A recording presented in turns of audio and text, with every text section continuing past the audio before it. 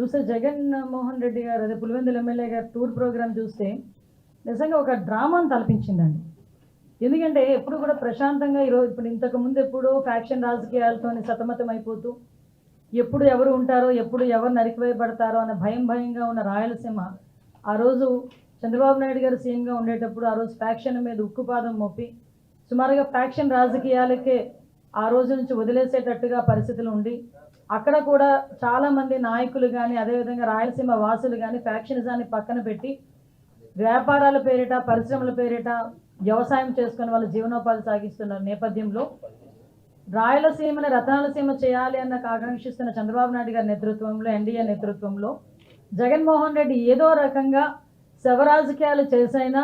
Faction రాజకీయాన్ని మళ్ళా తెరలేపాలి అనే ఉద్దేశంతో నిన్న అతను చేసిన ఒక డ్రామాను చూస్తూ ఉంటే ప్రజలు కూడా ఇలాంటి వాడినే ఇంతకు ముందు 151 సీట్లు ఇచ్చి మనం సీఎం చేశామని సిగ్గుపడే పరిస్థితి కనిపిస్తాం.